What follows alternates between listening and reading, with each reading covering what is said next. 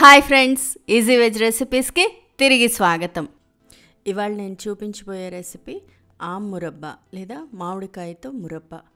మురబ్బా అనేది స్వీట్ పచ్చడి లాంటిది. ఉసిరికాయ, అల్లం వాటితో కూడా తయారు చేస్తారు. దోశ, చపాతీ ఇంకా బ్రెడ్ మీద స్ప్రెడ్ చేసిస్తే పిల్లలు చాలా ఇష్టంగా తింటారు. పుల్లగా, తీయగా, ఉప్పుగా రకరకాల డిఫరెంట్ టేస్ట్తో చాలా బాగుంటుంది. ఆ మురబ్బా తయారు చేసుకోవడం చాలా తేలిక ఫ్రెండ్స్.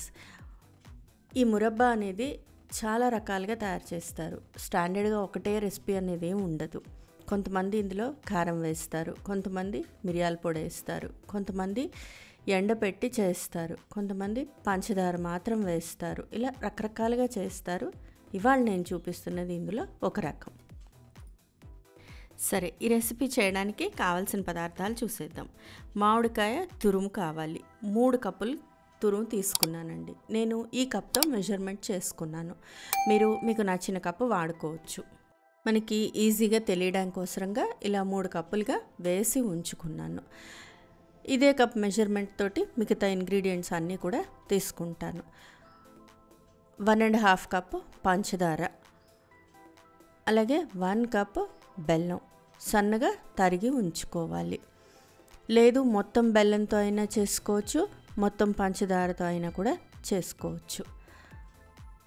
వేయించిన జీలకర్ర పొడి 1/2 టీ స్పూన్. జీలకర్ర వేయించి పొడి చేసి ఉంచుకోవాలి. ఉప్పు లేదా నల్ల ఉప్పు, బ్లాక్ సాల్ట్ అంటాం కదా అది. కారం అదొక 1/2 టీ స్పూన్.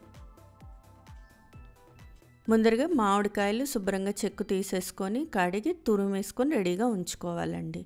ఇలా రెడీగా ఉంచుకున్న మామిడికాయ తురుముని అడుగు మందంగా ఉండే బాణలీలో వేసేసుకోవాలి.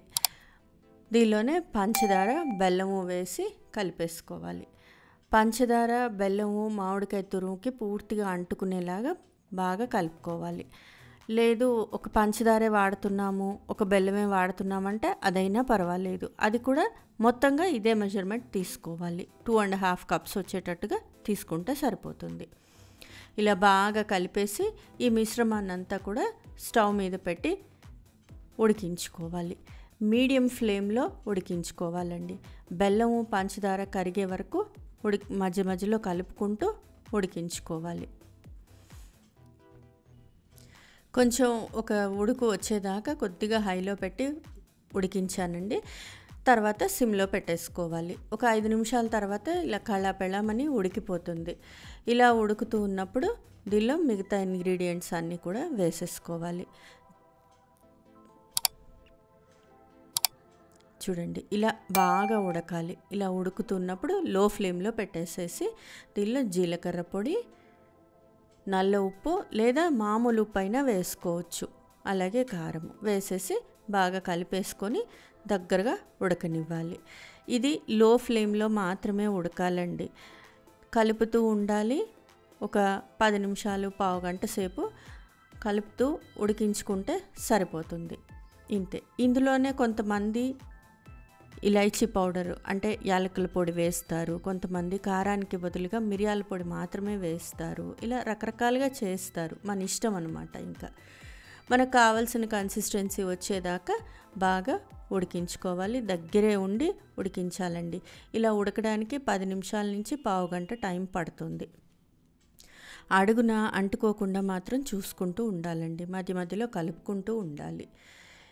మనకి కరెక్ట్గా కావాల్సిన కన్సిస్టెన్సీ ఏంటంటే స్ప్రెడ్ చేయడానికి తేలిగ్గా రావాలి. బ్రెడ్ మీద కానీ, లేకపోతే దోశ మీద కానీ, చపాతీ మీద కానీ పిల్లలకి రాసి ఇవ్వడానికి వీలుగా ఉండేటటువంటి కన్సిస్టెన్సీ రావాలి. చూడండి, ఈ కన్సిస్టెన్సీ వస్తే సరిపోతుంది. అంటే స్పూన్లోకి తీస్తే వచ్చింది, మనం స్పూన్ నుంచి వేస్తే జాగ్రత్తగా పడుతుంది. ఈ కన్సిస్టెన్సీ వచ్చేదాకా ఉడికించుకోవాలి. ఇంతే ఆ మురబ్బా లేదా మామిడికాయ మురబ్బా. బాగా చల్లారిన తర్వాత ఎయిర్ టైట్గా ఉండే డబ్బాల్లో పెట్టి నిలవ ఉంచుకోవచ్చు. ఈ ఆ మురబ్బా మనకి 1 ఇయర్ పాటు కూడా ఉంటుందండి. పిల్లలకి బ్రెడ్ మీద స్ప్రెడ్ చేసిస్తే నచ్చుకొని తింటారు.